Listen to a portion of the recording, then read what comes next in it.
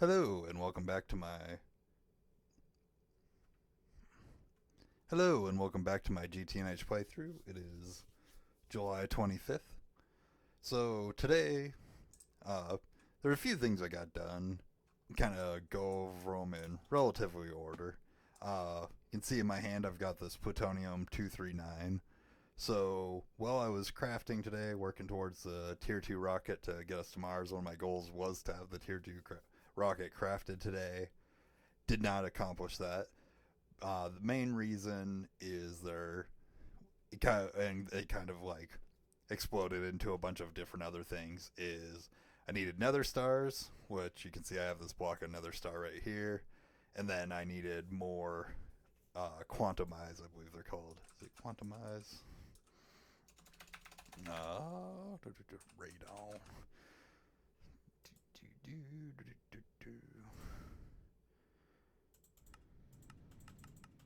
Where is it? I should have had this. Yeah, quantumize. Okay, I was right. So, anyways, needed more of these. The main reason I actually needed more of these is over in the clean room, which I'll go to here in a minute because we did some improvements over there. I needed one more laser engraver. I cannot remember for the life of me offhand which part it was on the tier 2 rocket I needed the laser engraver for, but basically it's whatever part needs the reinforced lens. Technically, I could have just like swapped a lens out on one of the ones I have, but I'm trying to, as I run into things I don't have, fix them. So to get the quantumize, the first couple I got, I just used the thorium and got the radium 226 dust and let that deplete down into the decayed stuff and like did that little thing and got, I can't remember how many quantumize at the time, not too many, but I haven't needed any since. uh, Now that we have a ton of uranium coming in due to the bees, I figured I would get my plutonium and set up the radon loop, which is one of the things I actually set up. Unfortunately, getting this plutonium actually ended up taking like hours, and I had changed. You see all these guys are set to 10 right now. Doesn't hurt the rest of the process, so I'll leave them there. But I had like all 8 of these guys running, which are HV ones, and I had set up a separate EV centrifuge over here. Who's this guy? Maybe. Oh, this guy right here. Yeah, running. I did put a downgrade stack in the plutonium drawer because I don't need that much of this stuff. So I only have, yeah, you can see I have 6 and 7, and this I started that process like 5 hours ago, playtime. The radon loop itself, we actually set up over here. Wrong floor. It's up on this guy, basically an LCR. So the radon loop, if you don't know, is in here. Do this one. So you can see there's this recipe. Specifically, I was going for this one, so I could use a large uranium dust. Now I'm realizing I actually made a mistake, which is kind of funny. Uh, I'll go ahead and get to that in a second. So my plan is to use. It's so goofy. I could have actually started running this earlier. Sorry. I'm just realizing in my head I was thinking tiny pile, but also 64 plutonium to get this all rolling when I didn't need to do that at all. But anyways, so what you do is you just cook up the plutonium, which just works in a furnace, some uranium, and some air. So what I did over here is I've got, to get air, I just have a compressor running with running with empty cells, which just fills it with air, puts it into the canner, comes over to this guy, dumps into here. I did decide to throw a storage bus on this air because I don't know if I'll need air in other recipes, and I figured might as well just take care of that now. Could probably do this, or I know I can do this more efficiently with channels between this and this guy over here. So I'm actually gonna have to change this. So I had crafted this auto workbench, which this was actually my first one I had done. So I got completed an LV quest that I had left abandoned, and so in my head I'd set this up to do tiny piles here, and then the plutonium come over here. And I actually am going to throw this in here now, even though this recipe is not going to work. I'll fix this after I'm done recording, but basically don't need this guy at all. This I can run this right over to here. Yeah, anyways. But yeah, this will cook the plutonium. Plutonium will come in here. Once this runs, the plutonium dust will come out, come back over here. And I'd like to have 2 stacks basically going back and forth, or like a full multiple of these. I'm probably, since I don't need more channels over here at the moment, until I set something up, I might just have it push the plutonium in until I have this guy constantly full and filling up the radon, and then the radon will come out here and just be out on the storage bus. So minding this mistake is a pretty easy setup. Like I said, it could just be a little more efficient, but I don't really need the channels more over here at the moment. Where I did, however, need the channels is over in the clean room. And fly over here real quick. Oh, it's got little leg spikes going on. Interesting. So in here, my massive clean room. Do I have my thing on me? My network thing. So, see down here, I was using 16 and 16. So, I know as soon as I add the extra laser engraver in here, I'm going to be 1 channel over. So, I had to set up a second P2P to isolate these guys over here. So now I have more channels available over in this chemical room and up in this clean room. Which is kind of nice because I think probably not for like a few days or so, but I would like to parallelize some of these circuit assemblers. I do want to. Some of the single block machines I've been hesitant to because I know that around the corner should be some multi-blocks, but I do want to do some more parallelization. When I crafted my 10 LEV circuits to get to the tier 2 rocket and stuff, that took an hour and a half. Part of it was I only had 1 circuit assembler going. Now I've got 3 of them in here. This is just actually an actual assembly machine. Part of the tier 2 rocket's a tier 2 controller, and you literally only ever need 1 of those as far as I can tell, but it requires an EV assembler in a clean room, so I just plopped this down and I didn't bother hooking it up because I didn't have enough channels. But with setting up these 2 channels, or setting up those 2 P2Ps, I should say, I did upgrade my controller a little bit. I'll show how down here. So underneath the center of the 2 main towers of my base area is why this guy up here is my main controller. These blue blocks all representing presumably eventually where I'll have ME controllers plugged in. Before this one was not set up like this guy. I was kind of like sitting right here because it was my first subnet controller and I had like a whole mess of wires going on.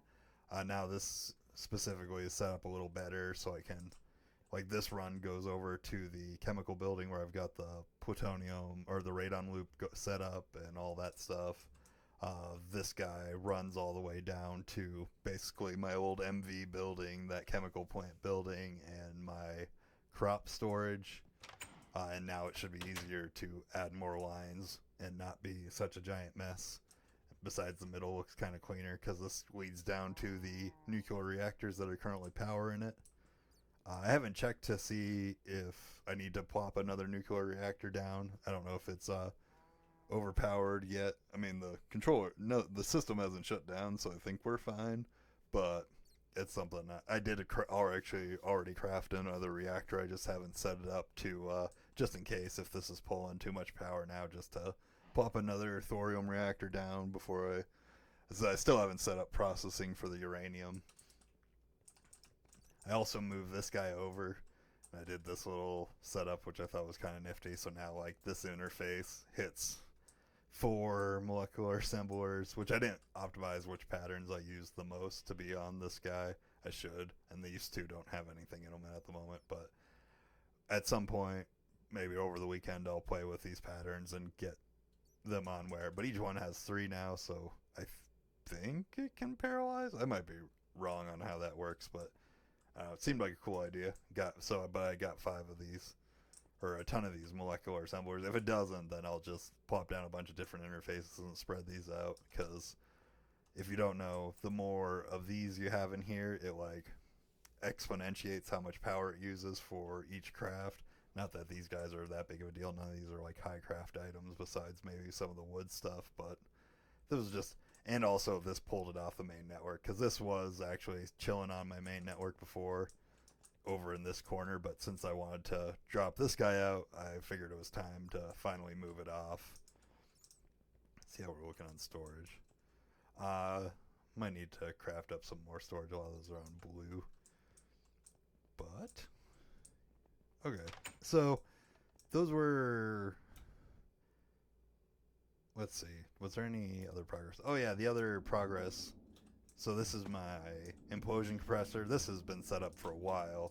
Well, it wasn't set up for a while. You can see all the space stuff I've different space patterns I've put in here, enough that I needed another capacity expansion. Until before this morning, the only one that was in here was this diamond one. Now we've got all these. I might need a couple more, but I'm pretty sure I've got most of what I need in here for now. I just ran into the problem where I needed more quantum eyes, and I knew I was going to need more nether stars. I think I had 5 nether stars at the start of the day. And then the journey for the nether star was the last thing I accomplished. Or I haven't quite accomplished it yet, so I'm pretty sure. Try to walk up the stairs when I can fly. Do I have it sitting in here? Where is... Oh yeah, that's sorry.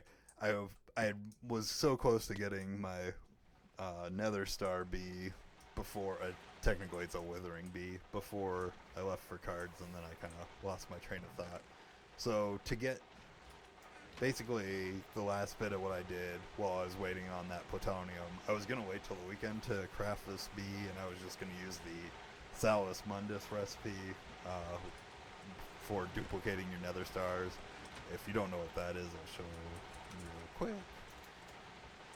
So we go nether star in here. Another star. We can come over here and to the assembly machine. So you can see another star is crafted from 2 null catalysts and 16 Salus Mundus. This null catalyst, however, is crafted from 1 nether star and then this stuff. So you can effectively forever duplicate your nether stars. Now, I'm sure there's a way to do it in AE to like set up a loop to get more and more of these, but we've been using bees to automate everything else, and you get from the withering bee.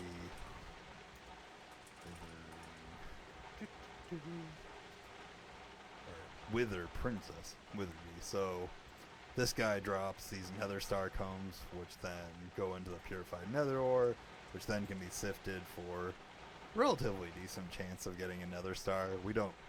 I don't know if later we'll need more of these, but for the moment, like, this is more than fast enough. And the only thing I actually didn't check is this. This is an EV recipe. So yeah, I think I checked this yesterday, so we don't even need to worry about bumping that LCR back up to IV. So to craft that, though, if we go into the quest book, bee breeding. Basically what I was working on today is this line. Needed this nameless, abandoned, draconic, which is, these 2 are the only 2 left I had to breed, and then I had to breed these 3. As look at my inventory, however, so all I have to do now is pop over into the nether, breed these 2 together, take one of its offspring, breed it with this guy, because this is already a duplicate princess, and then I'll have my wither one, and then just at that point I just need to breed like I normally do and get the blinding production, shortest lifespan, and all that stuff. So that's essentially done. I just couldn't get it done quite in time for this video.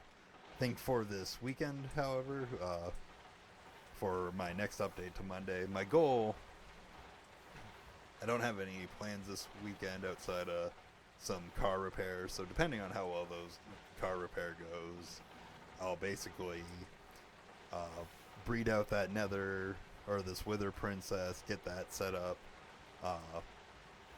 make sure set up the ability to auto-craft those quantum eyes, and then from there optimize some patterns and finish building my tier 2 rocket.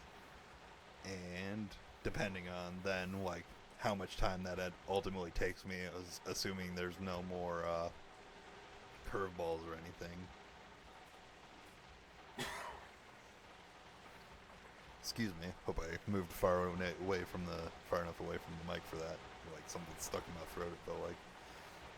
But anyways, assuming I get far enough along for that, where's the Space Race tab? Then I'll go to Mars and knock that out.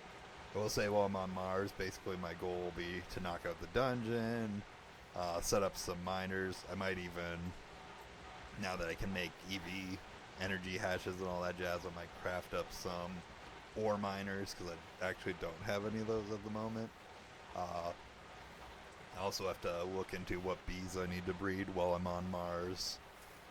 I think there's like 2, or maybe one of them's like from one of the asteroids or something, but I want to make sure on my first trip there I get every bee I need, so I don't have to make a bunch of trips back and forth. I think I end up going to the moon a bunch of times over, and look into if I need to do any of the same thing I did for moon dust, where you like macerate a bunch of moon dust to be able to get tungsten and stuff like that. But yeah, it'll be a fun weekend. It'll be pretty chill. But yeah, I hope everybody else has a good night and a good weekend, and I will see you later.